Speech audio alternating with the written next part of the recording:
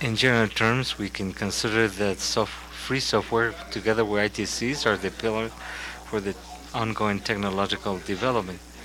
Free software is revealed as one of the main tools in order to reduce the digital gap, since the cost reduction allows free access to the latest technologies, being easier for citizens and institutions, eliminating in this way barriers that were difficult to overcome. Besides having other technical and economic and financial elements, free software grants great freedom to its users. It is also based in the principles and values of generosity, collaboration, and openness in communication. And precisely, open courseware is based on the same principles that promote and facilitate the free and generous exchange of educational material. The success of free software in all its expression depends on the solidarity and cooperation principles together with new plans for the training of users and technical personnel. The specialists that share with us their presentations next will allow us to introduce ourselves and the areas of progress in this technology of freedom and democratization of knowledge. First of all, we will have Mr. Tom Castewell, Program Manager from Educommons from the Institute of Technology of Massachusetts. The present approach of the project is developing Educommons as the basis for projects. He coordinates presentations, seminars from Educommons, and at present he's done his doctorates at the University of the State of Utah. Another area of interest is designing educational games, the open courseware systems, and all the use of this material in teaching. Es un placer presentar al Dr. Tom Castewell.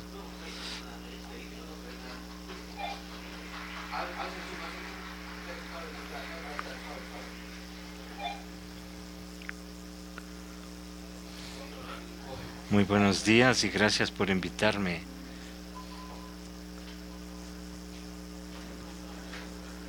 No está construido para personas que tienen 2 metros de altura, ¿verdad?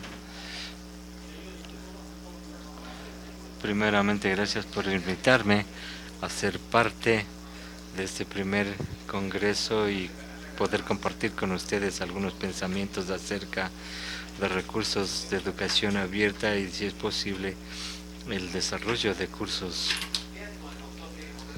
El año pasado ya hablé aquí en el Día Mundial del Internet y le prometí a los traductores que hablaría esta vez más lentamente. Para comenzar, me gustaría hablar un poco acerca de cómo llegué a trabajar con Open Education Resources, más conocido como OER, y más con Openware y Educommons. Pero primero me he dado cuenta que estas no son mis transparencias.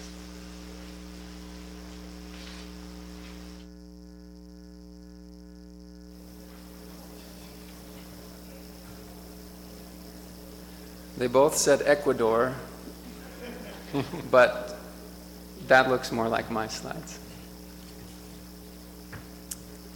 Okay, well, so to begin, I would just like to share a little bit about what Educommons is and how Educommons plays a role in the open courseware movement.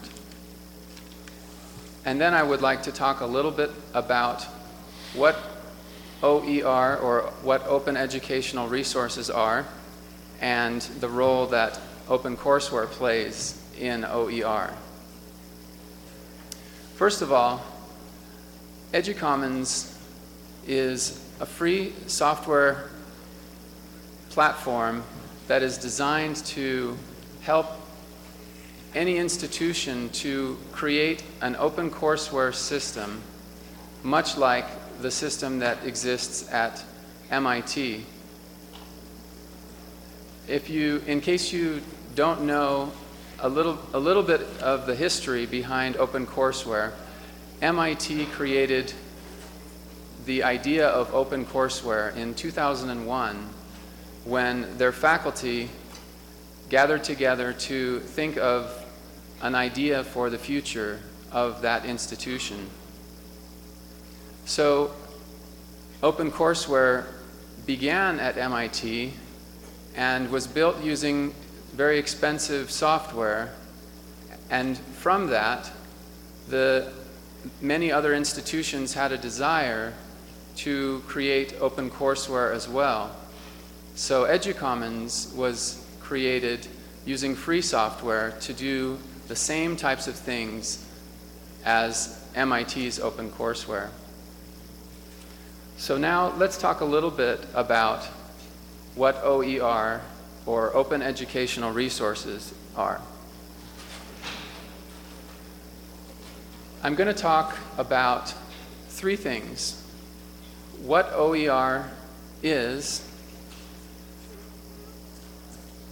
why someone would do or be involved in open educational resources, and how you can actually do it.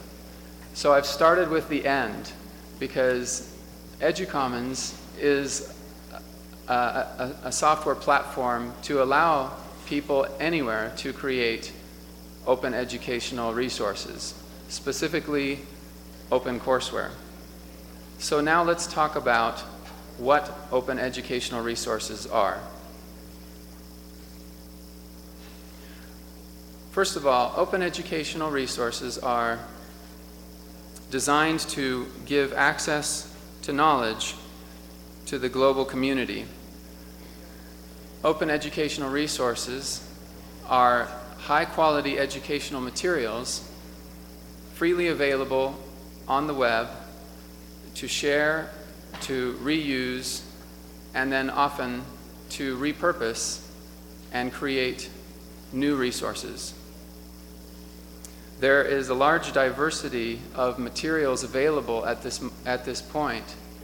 What began at MIT with OpenCourseware also exists in many other forms as open educational resources. So what is OER trying to do? Well, it's trying to create a space where learners and educators can come to find materials and knowledge presented in a variety of styles, in a variety of languages, and from a variety of viewpoints. So open educational resources is designed to create a space where learning materials can be shared. And because it's located on the web, these materials can be shared easily across national boundaries, across geographic locations. The only requirement is access to the internet. So why do we build open educational resources? Well, we build them because we feel that excellent ideas, including outstanding instructional content, should be shared. Much like we build open educational resources for many of the same reasons we build great libraries. So what are the characteristics of a library? Well, a library is a repository of knowledge. A library archives materials. A library is an evolving hub for knowledge. It houses different collections. It serves a variety of users. In a library, users can select what is relevant to them. They don't have to take the whole thing. In a library, there are materials which complement formal education. And in a library can be used as a community center or a gathering place. A library is also seen as building the public good. Well, it just so happens that open educational resources do many of the same things. The difference is that because the open educational resources are located on the web, many more people can access them, and the cost of creating them can be spread over a large number of people. So what is the philosophy of open educational resources? Susan D'Antoni put it in a very simple way. So I'll quote her. She says, resources that are to be shared, built upon, reshaped, repurposed, and then returned to the commons to be available for the same exercise to take place over again. This is the hope of open educational resources. Some examples of open educational resources include open textbooks, iTunes University, videolectures.net, a repository of many lectures, videos from many different universities, Open Learning Initiative, Connections, and of course, OpenCourseware.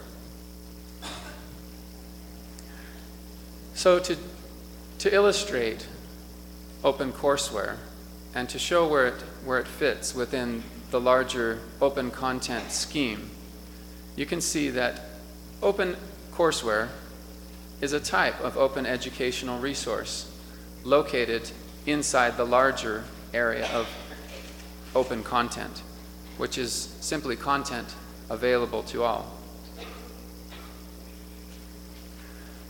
So more specifically, OpenCourseware is made of materials organized as courses. This includes planning documents, learning activities, and evaluation instruments. OpenCourseware is openly licensed for distribution, reuse, and modification. The materials are a reflection of the sponsoring institution's education system. So, in many cases, the OpenCourseware will be a good reflection of that particular institution. And since the institution decides, because the institution decides what materials to contribute, OpenCourseware can be quite different in one institution to another institution.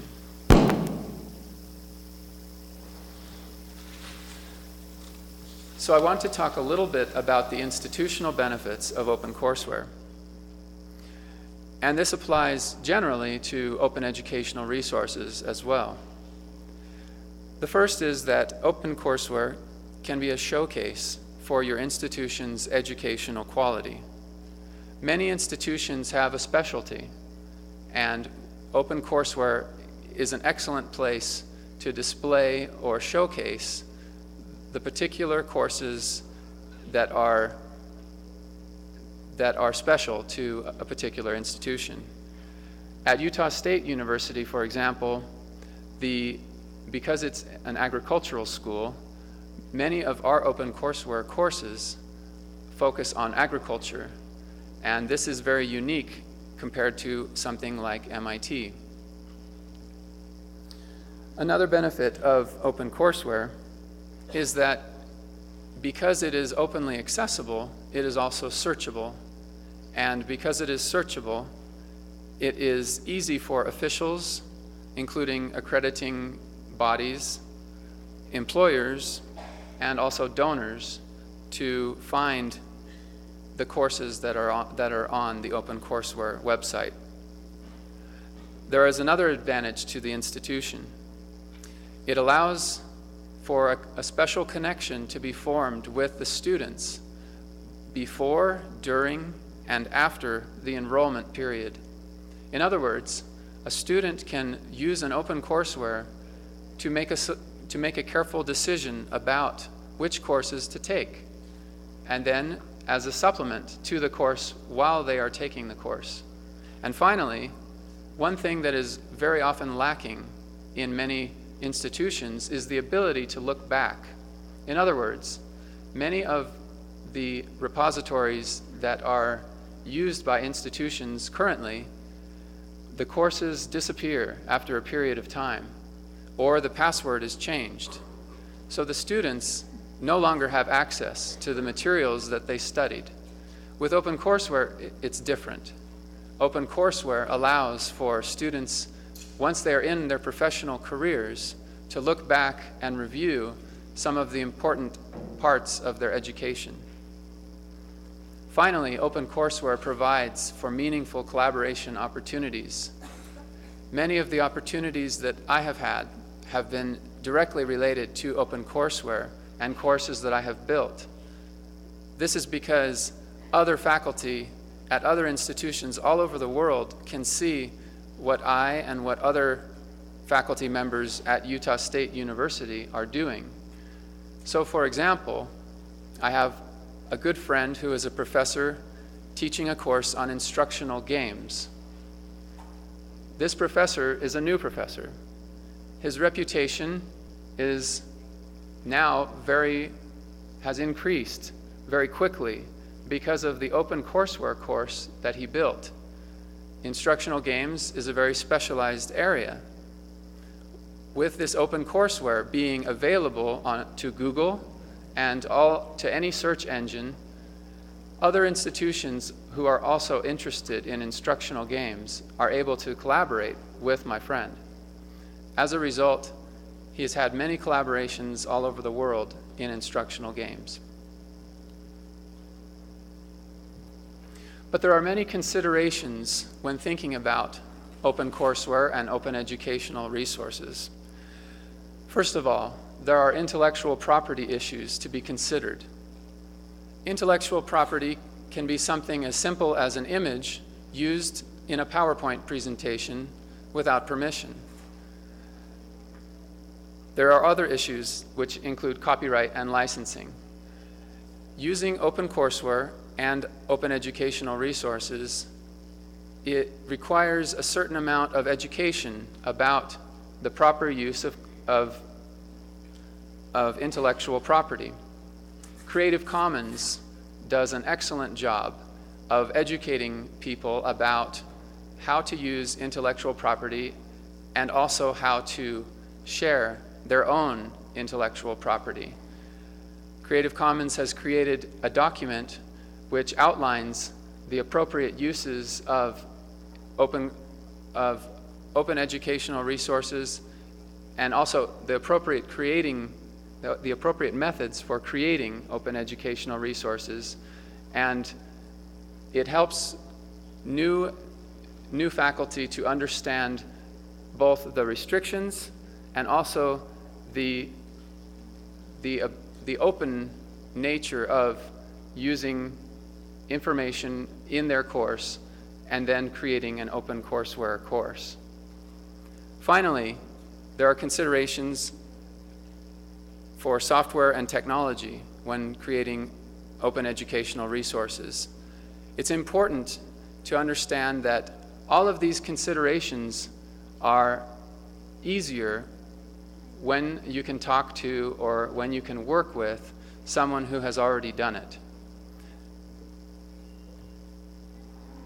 This is why there is an international OpenCourseWare community that has formed to support and help those who are interested in creating OpenCourseWare. The OpenCourseWare Consortium has a mission to advance formal and informal learning through the worldwide sharing and use of free, open, high-quality educational materials organized as courses. This organization provides many of the resources and the support necessary to successfully begin and launch an OpenCourseWare effort. As you can see, many institutions all over the world have already joined the OpenCourseWare Consortium, and their combined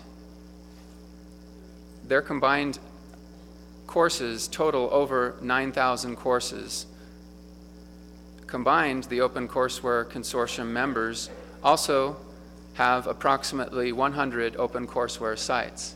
So you can see it's not just MIT OpenCourseWare anymore. The benefits of being a member of the OpenCourseWare Consortium include the opportunity for consultation with fellow members, the opportunity for collaboration, and the opportunity to have discussions about sustainability with those who have established OpenCourseWare websites and who have experiences that they can share. So this leads me to the final thought that I'd like to share, and that is the idea of sustainability within open educational resources. And this is one area in particular where I feel that OpenCourseWare has a unique opportunity to provide a measure of sustainability within open educational resources. Because OpenCourseWare content is created as a course, it allows for self-learners to use the content, and then if the opportunity for a certification can be created, then the opportunities for that individual learner can increase. Let me give you an example. On the one hand, you have a 4-year institution. This is the traditional system in the United States. The 4-year institution grants a degree upon successful completion of the required materials, the required courses. With the OpenCourseWare model, it could be possible to create a parallel accreditation system, and institutions who grant 4-year degrees can also grant a credential of a different kind. In other words, institutions of higher education could use the opportunity of granting certifications in particular areas as part of their certification at that institution. So an idea for sustainability to discuss would be how could an institution of higher education offer a parallel credential or certification which could meet the needs of those who perhaps cannot take 4 years to get a traditional degree.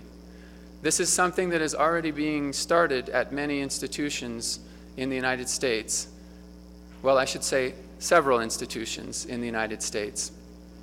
And so the example could be that you have a student, a self-learner, in another part of the world, let's say Mumbai, for example.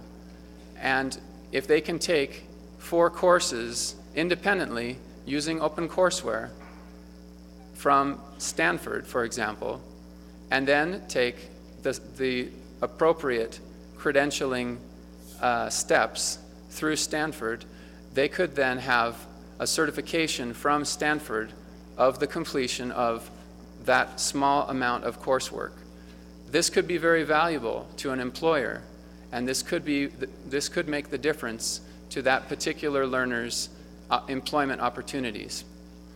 So sustainability is an interesting question, but there are many opportunities to offer the content openly and yet retain the right to grant credentials and certifications as a separate sustainability model.